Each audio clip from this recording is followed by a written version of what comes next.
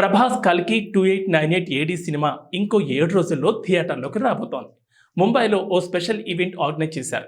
గర్భంతో ఉన్నా కూడా దీపికా పదుకొని ఈ ఈవెంట్లో పాల్గొన్నారు. ఇక అమితాబ్, కమల్ హాసన్, దీపిక, ప్రభాస్లతో రానా పెట్టిన ముచ్చట్లు బాగానే హైలైట్ అవుతున్నాయి. నిన్న ముంబైలో స్పెషల్గా రెండో ట్రైలర్ని చూపించారట. ఆ ట్రైలర్ విజువల్స్ ఇప్పుడు వైరల్ అవుతున్నాయి. అంతేకాకుండా ఈ movie censor talk, run time గురించి ఎక్కువగా మాట్లాడుకుంటున్నారు. ప్రభాస్ కల్కి 2898 ఏడీ ఇంకో వారంలో థియేటర్లోకి వచ్చేస్తోంది. ఈ చిత్రానికి సంబంధించిన ప్రమోషనల్ కార్యక్రమాలు మెల్లిగా స్టార్ట్ చేశారు. ముంబైలో ఒక చిన్న ఈవెంట్ కూడా నిర్వహించారు. అక్కడ మీడియాతో అమితాబ్, కమల్, దీపికా పదుకొని, ప్రభాస్ ముచ్చట్లు పెట్టారు. అక్కడ మీడియాకు కొంతమంది ఆడియన్స్కు రెండో ట్రైలర్ను స్పెషల్గా స్క్రీనింగ్ వేయించి చూపించారు.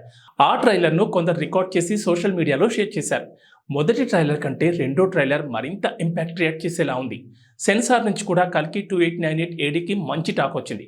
ఈ చిత్రం దగ్గరగా 3 గంటల పాటు ఉంటుందట. ఈ చిత్రంలోని విజువల్స్, ఎలివేషన్స్ నెక్స్ట్ లెవెల్లో ఉంటాయట. ఇక సౌత్ నుంచి చాలా మంది స్పెషల్ రోల్స్లో సర్ప్రైజ్ ఇస్తారట. ట్విస్ట్లు మాత్రం అదిరిపోతాయని అంటున్నారు. ఇండియన్ స్క్రీన్ మీద ఇది వరకెన్నడూ చూడని విజువల్స్ చూస్తారని అంటున్నారు. ఫస్ట్ హాఫ్ 1:33:15 ఉంటుందట. సెకండ్ హాఫ్ 1:27:32 ఉంటుందట. అలా మొత్తంగా ఈ చిత్రం 3:56 ఉంటుందని తెలుస్తోంది. కల్కి 2000 కోట్లు కొలగొడుతుందని అంతా ఊహిస్తున్నారు.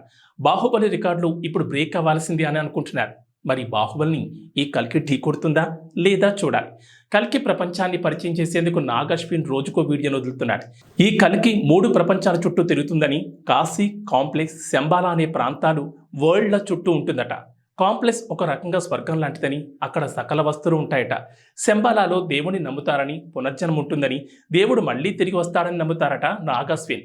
ఇలా కల్కి ప్రపంచాన్ని మెల్లిగా పరిచయం చేస్తూ హైపెక్కిస్తున్నాడు.